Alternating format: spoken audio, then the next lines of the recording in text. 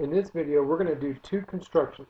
We're going to copy an angle, so we ought to have a congruent angle. And then in the second construction, we're going to do an angle bisector. Alright, so whenever we want to copy to a congruent angle, the same steps are involved, whether it's an acute angle, obtuse angle, or right angle. It doesn't matter. Alright, so we have our angle here. So the first thing I want to do is get my straight edge. And I'm going to draw a ray. Okay, so I'm going to draw a ray. That's fine. So we've got our ray. Next thing I'm going to need to do is get my compass. Okay, so I'm going to take my compass and I'm going to put the metal point on the vertex. And let's change colors here so you can see our new markings. Alright, so I'm going to put the vertex on the angle, on the metal point on the vertex, and I'm going to open up the compass. It doesn't matter how wide you make the compass. It doesn't matter how big of an opening it is, you just need to open it up. And I'm going to draw an arc that intersects the angle in two places. Okay? From there, without changing the size of my compass, I'm going to move my compass to my new ray. And at the end point, I'm going to draw in another arc similar to the first one that I did. Now notice what I did here. I made my arc bigger than what I made the first one. Okay, and I did that just to make sure I don't have to redo anything. Alright, now I'm going to go back to my original compass, my original angle. Sorry. Go back to my original angle. I'm going to put the metal point where the arc intersects one of the two rays, and I'm going to put pencil in on the other spot where it intersects the other ray. Okay, so I'm measuring this arc with my compass. This is a step that most people forget. You got to make sure that you do this. And it's an easy step to skip. And this is actually one of the only constructions that we will actually change the settings on our compass. Okay? Alright, so now I'm going to take my compass. I'm going to take the metal point, and I'm going to put it where the arc intersects my new ray. And I'm going to draw an arc that intersects the first arc that I made. Okay, so notice I got a little X marks the spot here. So I'm going to take my straight edge,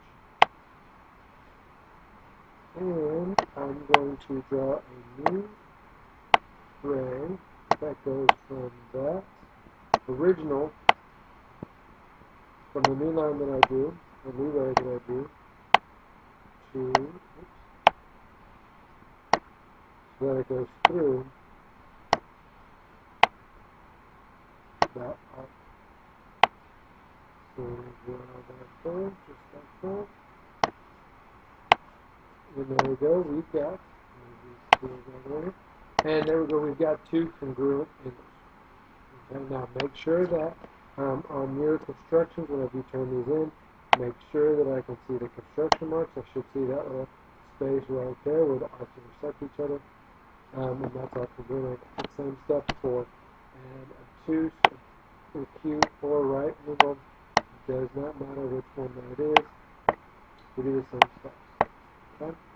Alright, the next construction, we're going to take our angle and we're going to construct an angle bisector. Remember, we've talked about this term before. Bisector just means that it cuts something in half. So in this case, it can be a ray, a line, or a segment that divides this angle into two congruent pieces. First thing I need to get is my compass.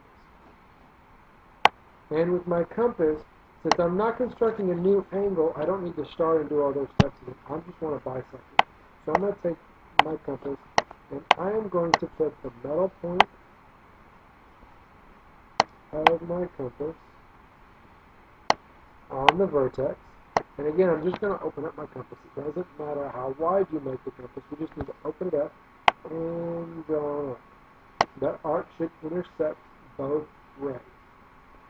Now I'm going to take my compass. I'm going to put the metal point where the arc intersects one of the rays. I am not going to change the width of my compass. I'm going to draw an arc. I'm going to move the metal point of my compass over to the other place where the arc intersects the segment or the rail, and then I'm going to draw another arc. And notice that I kind of, again, kind of an X marks the spot here. So now I'm going to take my straight edge.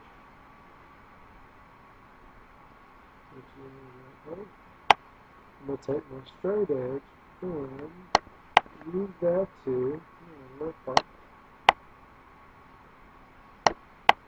draw an array that goes from the vertex through where my two arcs intersect.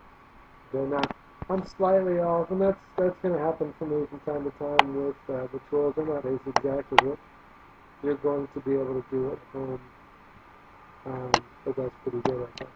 Okay, and so then I know that these two angles here that are formed are congruent, and those are your two constructions.